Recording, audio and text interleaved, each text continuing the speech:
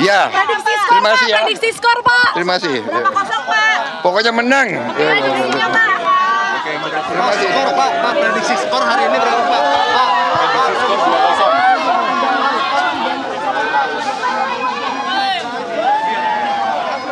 Dapat, tapi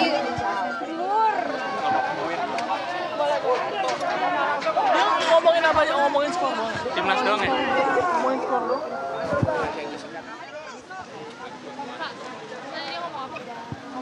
Bahas timnas doang. dia ya timnas. Yang penting hari ini Indonesia menang. Iya kan pas ditanya dia cuma jawab itu doang kan, Kak? Ya, itu tadi Prabowo Subianto baru saja meninggalkan kediamannya di Jalan Kertanegara 4. Setelah tadi menurut informasi dari rekan kami Fatima Albar, hari ini ada sekitar 58 orang yang dicalonkan sebagai wamen dan kepala badan yang hadir di Kertanegara 4.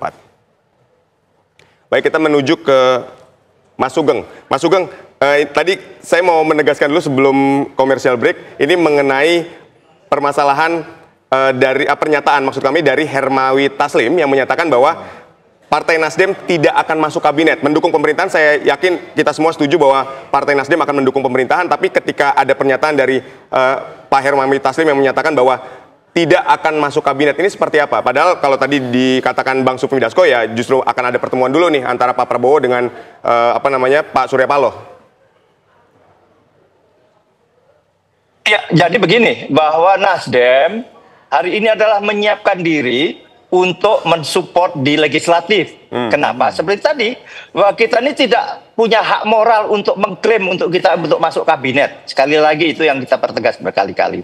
Jadi hari-hari ini yang kita exercise adalah bagaimana kami dengan 69 anggota DPR RI ini di masing-masing komisi dengan masing-masing bidang, dan itu tantangannya luar biasa ke depan, kami menyadari, maka ini yang kita lakukan hari-hari ini dan dari beberapa waktu lalu, seperti tadi saya kemukakan, karena selama ini saya misalnya di Komisi Energi, Sumber Daya Mineral, dan Industri, yang kita siapkan adalah bagaimana mensupport pemerintahan ini dalam konteks legislatif, legislasi ya, perundangan, misalnya kita menyiapkan undang-undang energi baru terbarukan dan sebagainya. Baik. Dan juga di sisi budgeting misalnya, bagaimana untuk eksplorasi dan eksploitasi migas yang terus-menerus turun lifting dan sebagainya. Ada namanya plan of development budget dan sebagainya. Dan ada di APBN itu semuanya. Jadi hari-hari ini yang kita siapkan adalah bagaimana kita mensupport pemerintahan ini adalah di sisi legislatif. Karena memang itu tadi, konteksnya kami ini tidak punya hak moral untuk sekali lagi, tetapi hak prerogatif presiden terpilih untuk memilih menteri dari manapun. Baik, Mas Sugeng, kita sepakat bahwa tidak punya hak moral dan etik untuk menentukan apakah akan masuk ke pemerintahan Prabowo Gibran, dan Anda tadi menyatakan bahwa dari legislasi sudah pasti akan mendukung pemerintahan Prabowo. Nah, yang jadi pertanyaan berikutnya adalah ketika Pak Prabowo meminta langsung Partai Nasdem untuk bergabung ke kabinetnya, apakah akan masuk atau tidak? Karena kan kalau kita lihat statement dari Pak Hermawi Taslim menyatakan tidak akan masuk kabinet, bukan tidak akan mendukung ya, tidak akan masuk kabinet. Itu yang ingin kita pertegas. Ya, kita kembalikan kepada ketum nanti dalam dialognya dengan Pak Prabowo sebagai presiden terpilih, karena memang sekali lagi itu prerogatif Pak presiden terpilih. Pasti Pak Surya punya pertimbangan strategis, dan sekali lagi tetap pertimbangan etis tetap dikedepankan. Oke, kita menuju ke Mas Aji. Mas Aji, pertanyaan saya tadi menggantung Mas Aji. Kalau kita bicara soal tadi yang disampaikan oleh Mas Sugeng, ini kan menarik.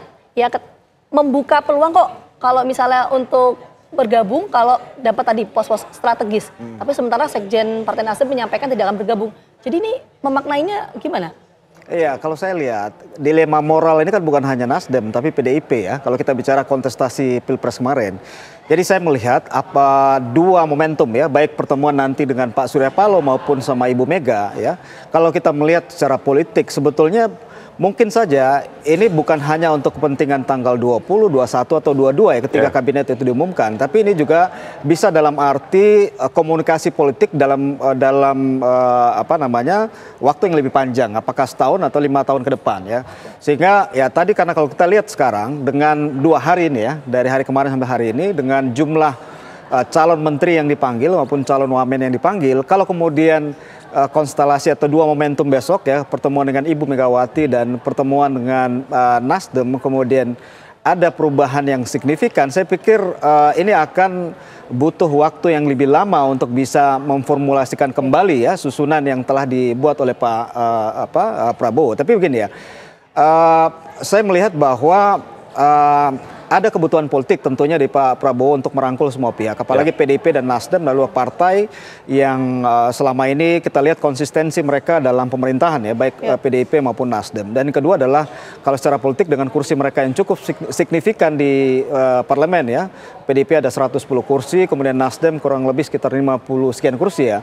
Artinya bahwa kalau kemudian mereka masuk dalam kabinet, saya pikir hitung-hitungannya akan lebih rumit lagi. Makanya tadi saya dari pernyataan Pak Sugeng bahwa ya itu tergantung komunikasi ketum dengan Pak Prabowo. Itu artinya bahwa bukan hanya semudah masuk atau tidak, tapi bagaimana kemudian komposisi ini terbentuk setelah 2 hari pemanggilan calon-calon menteri ke kediaman Pak Prabowo. Jadi pertanyaan saya begini, singkat ya Mas Haji ya. Jadi kalau memang tadi dikatakan akan ada pertemuan antara Pak Prabowo dan juga Ketua Umum Partai Nasdem Surya Paloh, sementara Sekjen Partai Nasdem sebelumnya menyampaikan tidak akan tidak akan kemudian bergabung, artinya tidak akan bergabung, ini merupakan bargaining politik dari Partai Nasdem? Ya, kalau secara sepintas, secara terbuka mungkin publik menduga ya Partai Nasdem mau berkeinginan untuk masuk ya, karena pernyataannya cukup tidak tegas ya, apakah masuk dalam anggota kabinet atau tidak. Bargaining politik berarti ya? Iya, jadi saya melihat bahwa ya kalau kemudian ada tawaran dari Pak Prabowo dan tawaran itu mungkin masuk dalam komposisi dan masuk dalam hitungan strategis Partai Nasdem, itu mungkin bisa menjadi pilihan yang masuk akal buat Partai Nasdem untuk bergabung dalam kabinet Pak Prabowo ya. Baik, kita ke Mas Ciko. Mas Ciko, jadi kalau misalnya nantinya dari pertemuan antara Ibu Megawati dengan Pak Prabowo Subianto ini terus diminta untuk menyetorkan nama menteri, apakah kader-kader dari PDIP ini sudah siap untuk itu?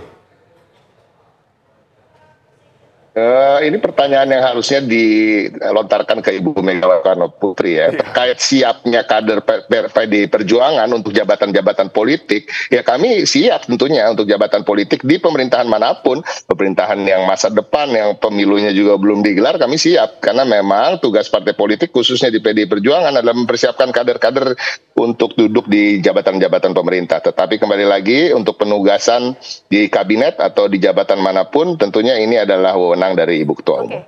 Mas Ciko, tapi begini, kita kan tahu ya kultur dari PD Perjuangan ini adalah rampak barisan. Semua tegak lurus ke Ketua Umum PD Perjuangan, Bu Mega. Sejauh ini apakah Bu Mega sudah memberikan instruksi kepada kader PD Perjuangan untuk ya sudah tidak usah masuk ke kabinet atau memang belum bersikap? Sejauh ini yang saya tahu sikap itu belum diambil, keputusan itu belum diambil, dan memang nanti insya Allah kemungkinan besar sikap yang lebih jelas lagi akan ditentukan pasca pertemuan antara Ibu Megawati Soekarno Putri dan Pak Prabowo Subianto. Jadi sama sekali belum ada perintah ke kader ya Mas Ciko untuk apakah akan bergabung ke kabinet atau ya misalnya mendukung dari legislasi seperti Partai Nasdem gitu, belum ya?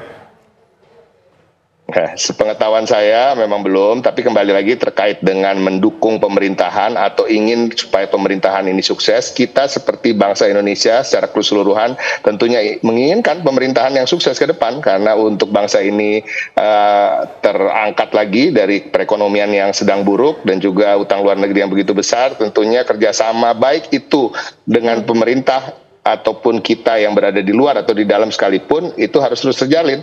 Kan ini kita sudah sepakat akan sistem demokrasi, tentunya perbedaan-perbedaan pendapat, perbedaan saluran aspirasi juga adalah bagian dari gotong royong membangun bangsa ini bersama. Baik, gotong royong untuk membangun bangsa ini bersama. Pemirsa, usai jeda Breaking News TV masih akan kembali, tetaplah bersama kami.